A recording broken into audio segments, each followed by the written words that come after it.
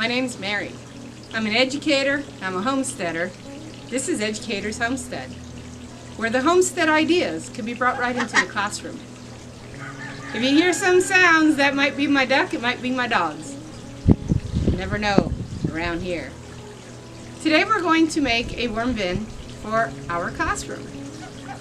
On my last video, the link is below, I showed you how to make a worm bin for your homestead. And now, I want to show you how to take that worm bin into the classroom. So what you need is two bins. I just use these plastic ones. You'll need one lid, screwdriver or drill, maybe a larger drill to make a larger hole, some silicone, and some containers to put into the bottom of the first bin. In this case, I'm going to place some pots inside of the bin. Then, when I put in the second bin, there'll be plenty of space on the bottom.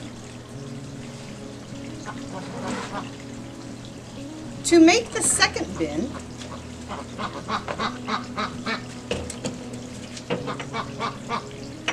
take a drill that makes a hole. Now you can use smaller drills and make smaller holes. Since it's in the classroom, I try to make larger holes.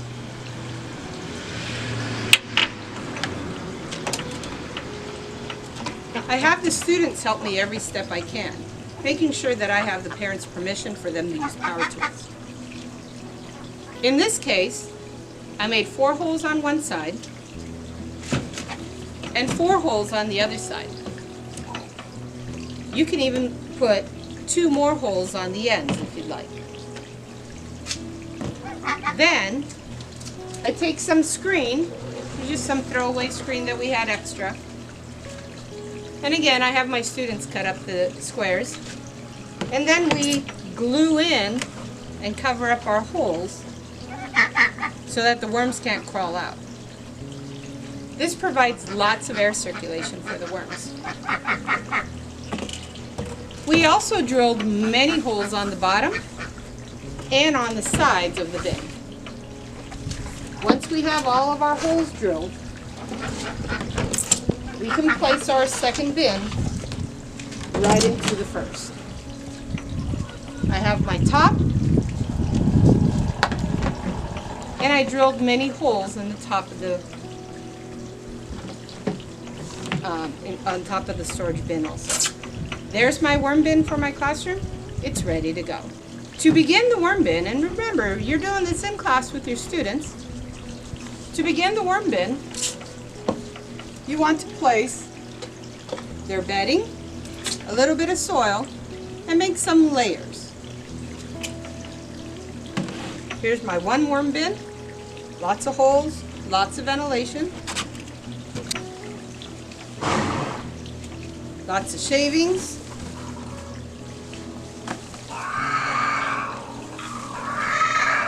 Some water. And then some soil. Not too much soil. Remember, they're going to be making soil for us, or fertilizer for us. So here is my layers. Shavings, some soil, and make sure you're moistening it with water. Do several layers like this.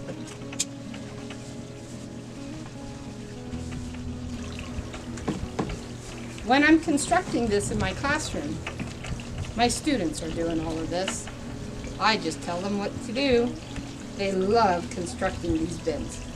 Gives them a lot more ownership of the entire process. If this is the first time you're going to be making a worm bin and you're going to be ordering red worms off online, you don't want to put the worms in right away because the environment is not ready yet. So we're going to close this up. I'm going to let it get moistened for a day or two, and then I'm going to add some food scraps. On my video where I discussed a worm bin at home, we talked about what kind of scraps to save for your worms. The classroom worm bin is a little bit different because you need to be careful what kind of scraps you're going to be putting in. You want to stay away from citrus. If you put any oranges or lemons or limes, you're going to have a classroom full of fruit flies. Don't want that. Also, don't put any odoriferous vegetables like broccoli, onions, cabbage, Brussels sprouts. Those kind of vegetables will get very, very odoriferous in your classroom bin. You want to stick to safe, melancholy kind of vegetables that I call like carrot peels or carrots, potato peels, coffee grounds, eggshells, banana peels, and maybe lettuce. All of those won't cause any issues in your worm bin in your classroom. Here are some of the scraps that I've collected for my worm bin in my classroom. And again, getting your students involved, have them bring scraps from home. I will have a list of scraps available, a list of scraps that the students can bring in, and I hand those out to them. So in my classroom worm bin, I'm going to be putting in some corn husks.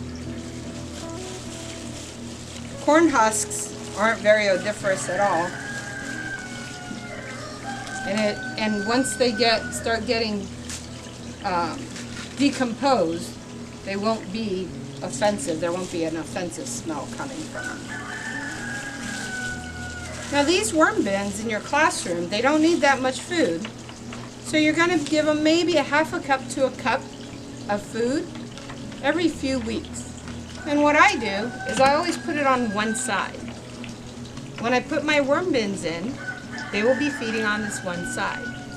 When I add or go to feed, actually the students go to feed the worms again in a few weeks, we're going to add it to the other side. So that way we rotate the area where the worms are going to live. After I have my scraps in there, again, I'm going to put in some shavings. Remember, shavings can be any kind of shavings that your students bring in. I get this from my office. Maybe you could get some from the school office, who knows. Again, make sure you're moistening it up. Add a little bit of soil.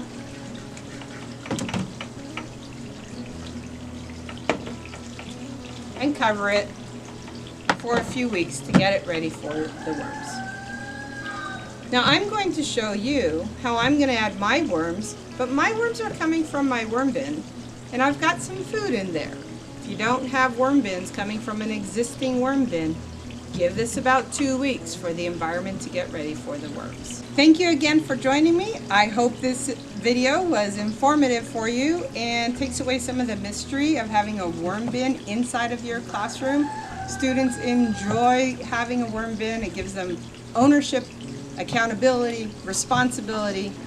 You can attach all kinds of lessons, all kinds of learning, life cycles, all kinds of great things to this worm bin. It's a fantastic opportunity and project for you and your students to do in your classroom. Next video is going to be how do you make individual little worm bins for your students so that they can have their own worm bins to keep track of. Be sure to subscribe and like if this video is helping you. I'd love to hear about your experiences with your worm bin in your classroom. All right, class dismissed. Go home, Homestead.